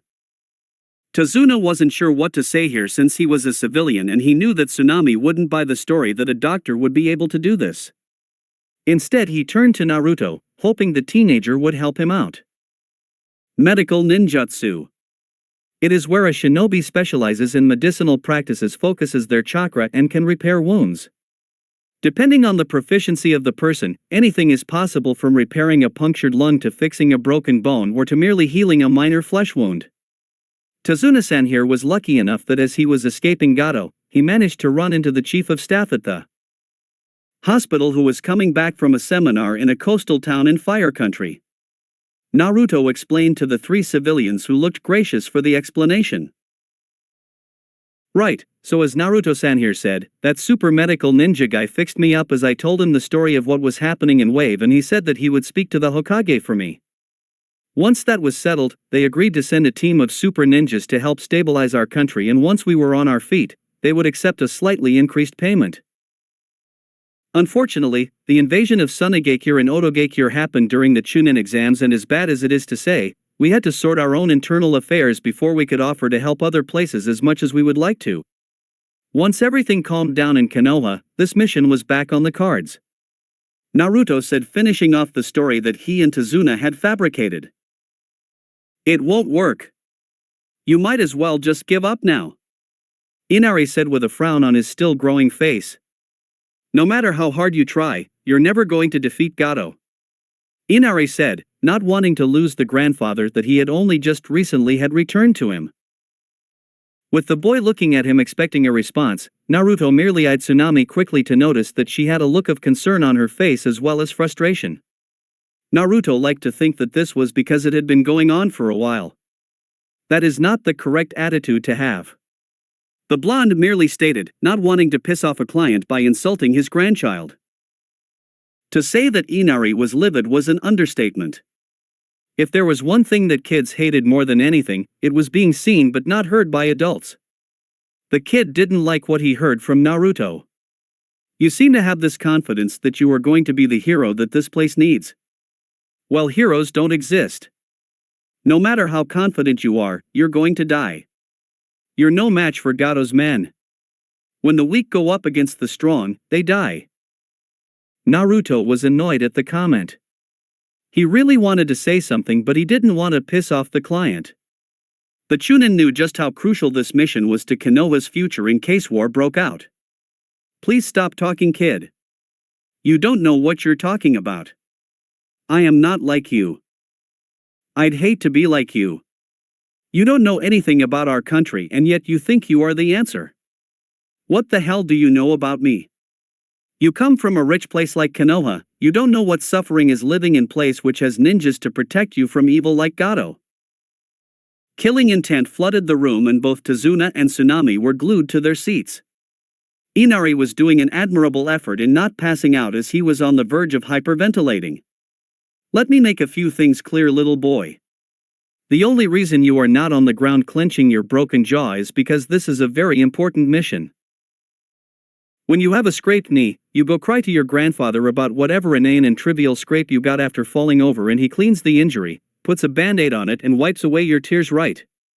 Just like how your mother is there to comfort you when you get bullied by the other kids, your mom consoles you and tells you that everything is going to be alright and she helps you get your confidence back, right? The only thing Inari could do was nod. Well, you had a lot more of a head start on life compared to a lot of other children, myself included. I am an orphan.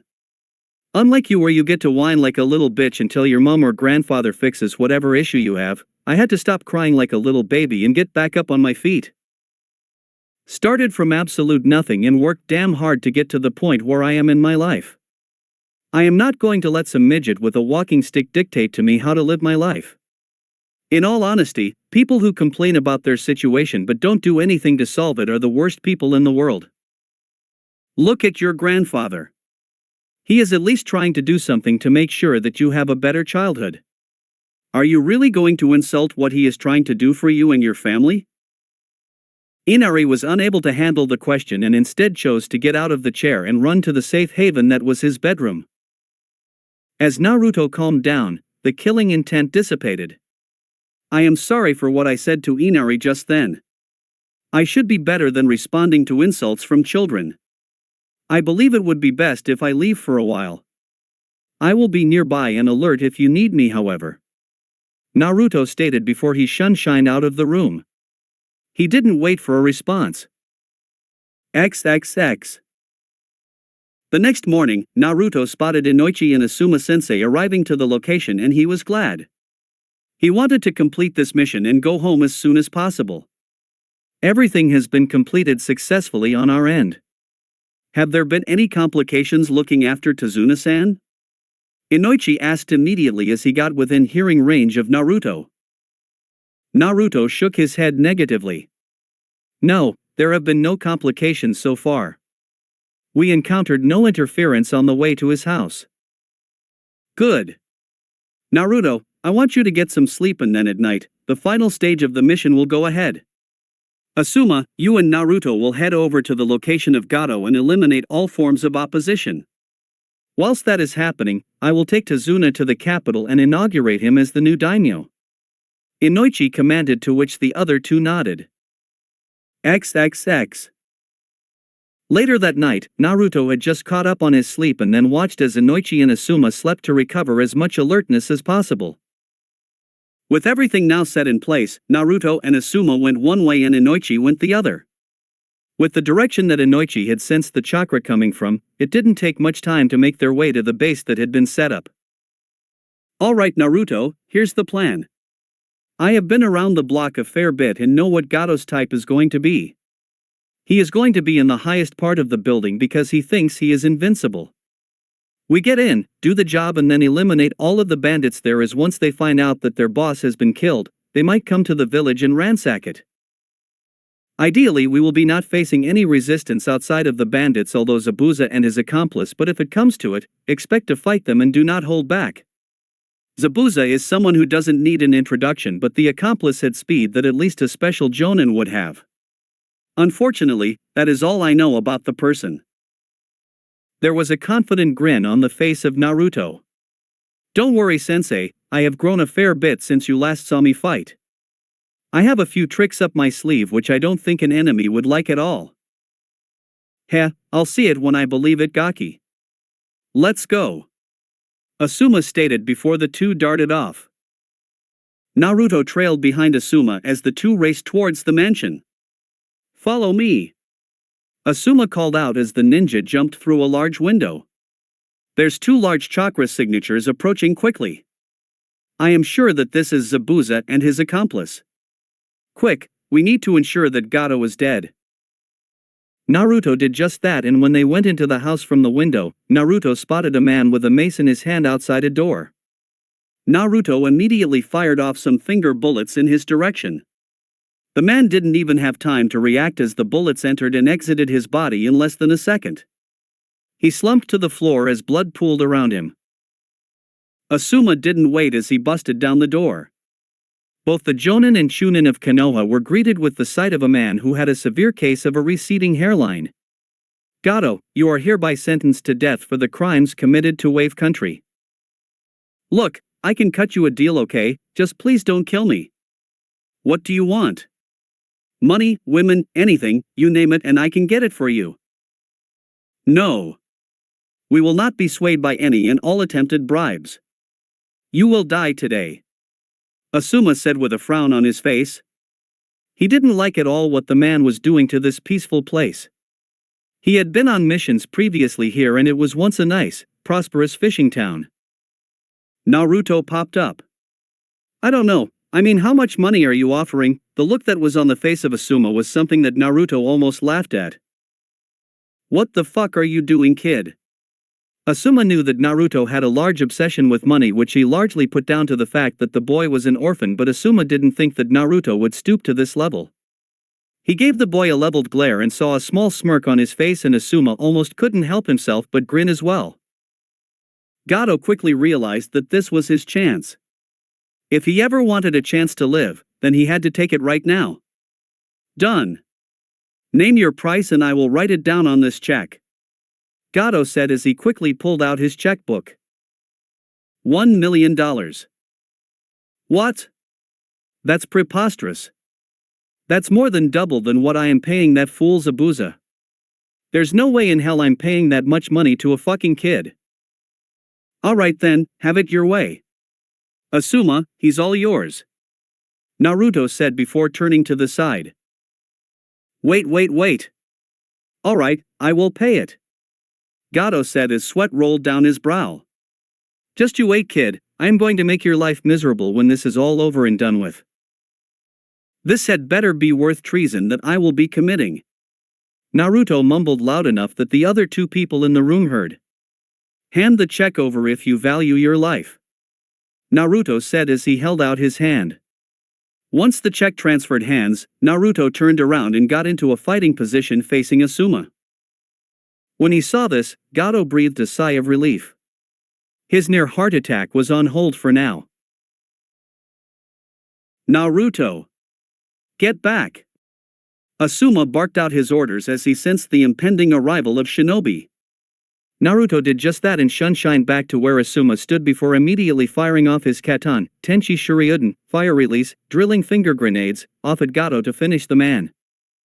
Before they could connect with the man who had a look of fear and anger on his face, a massive blade appeared out of nowhere and caused a massive explosion when the two forces collided. If you want me to protect you, you're going to offer me double what you just gave that kid. Zabuza gruffly stated as he stared down at the two shinobi who had managed to breach the mansion so quickly.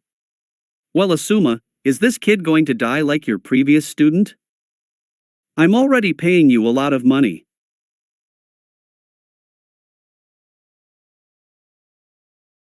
Yeah, and that contract is solely for killing the bridge builder guy.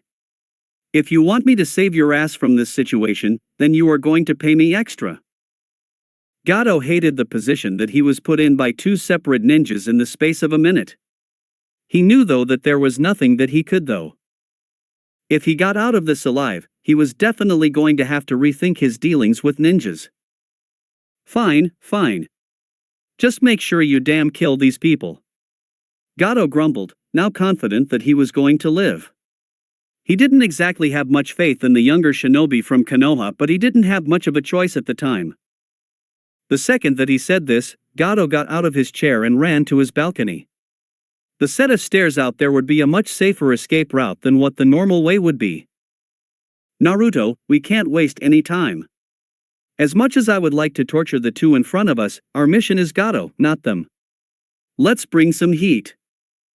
Gacha Sensei Ketun, Gokaki no Jutsu, Fire Release, Grand Fireball Jutsu, Naruto called out right at the same time that Asuma went through his own hand seals.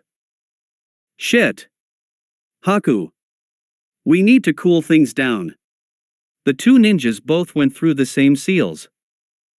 Suiton, Suijinhiki, Water Release, Water Formation Wall, was called out as a massive water wall for me inside the large room of Gato's mansion. Fall back. Yes, Zabuza-sama. The two ninjas jumped out the glass window planning to put distance between their enemy. They wouldn't be able to effectively use the mist that Zabuza was famous for. When the steam cleared enough to the point where Naruto and Asuma could see through it, they both noticed that their opponents had left the room. They were still on guard. Gato also went that way, we have no choice but to follow them even if we are walking into a trap. Asuma stated, which Naruto acknowledged.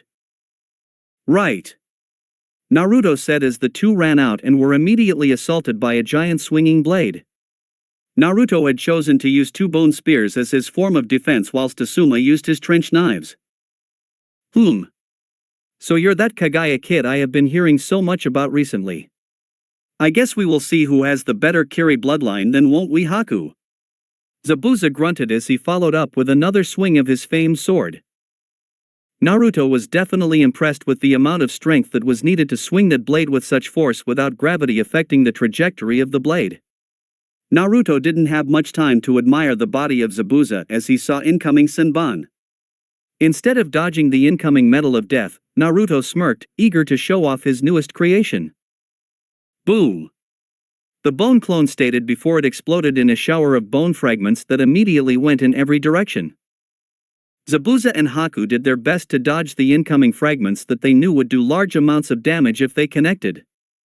Zabuza had the luck of using his blade to block a large surface area so that the bits of bone hit the sword instead of his flesh. Haku didn't have the meat cleaver at his disposal, but he still had ways of negating the attack. The Hayatan user created an ice mirror as quickly as he could to and walked through one side and out the other. The bones sent by Naruto didn't have the luxury of being able to traverse the ice as easily as Haku did as they connected before sinking in about 5 centimeters into the 10 centimeters thick ice wall. Naruto and Asuma burst out through the hole in the wall. Asuma going straight for Zabuza in a vicious Kenjutsu battle. Naruto sped almost as fast as Asuma, which was surprising to the bearded Jonin. I knew that Naruto was fast, but I didn't think he would get this fast this quickly. I'll have to up my own training to make sure he doesn't pass me until he is at least 20. Naruto ran around the side of the mirror, and as he was running, a small spike came out at a surprising speed. He did his best, but a small cut appeared on his arm and blood started trickling out. The Chunin quickly realized that he was dealing with a good shinobi, and his bones came out into the positions he used for his taijutsu style. A few of the blades that were closest to Naruto's hands were faintly glowing orange. Naruto quickly closed the gap on his foe, who was moving fairly fast, but he was glad that he had been working on his speed recently. Naruto swung his elbow at Haku and intended to catch the Hayatan user with the bone sticking out. Haku dodged the attack and threw the sunban in her hand straight at Naruto right at point-blank range. In an impressive display of reflexes, Naruto parried the weapon off to the side as he continued on his path. Naruto swung another fist. He is too fast. The only way I would be able to match the speed would be in my mirrors. I also can't attempt to block the attack, as that would pretty much be suicide. I must win for Zabuza-sama though. Haku moved to dodge the attack completely. She wasn't fast enough, however, as Naruto managed to rake two knuckles down Haku's arm, starting at his chest. Naruto grinned as the two knuckles that had made contact had small bones protruding out. It was a shallow cut, but it did travel the whole way down the arm, and Naruto was happy about that. Naruto watched as the Shunshin took place. Katon, Tenchi Shuriuden, fire release, drilling finger grenades.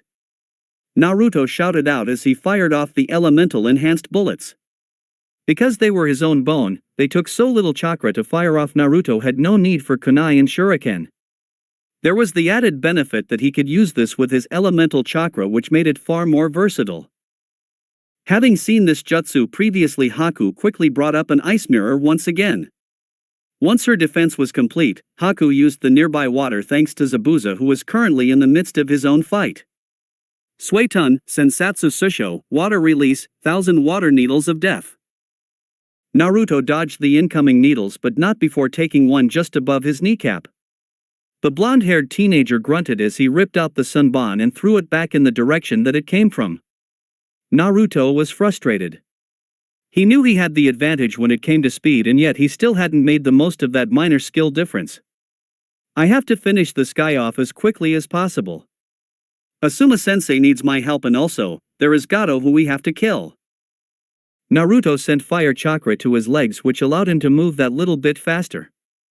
It was something that he had been experimenting with recently, and he noticed that whilst it didn't give anywhere near the same performance boost that lightning chakra did, it warmed up the muscles so that they could perform at their optimal best.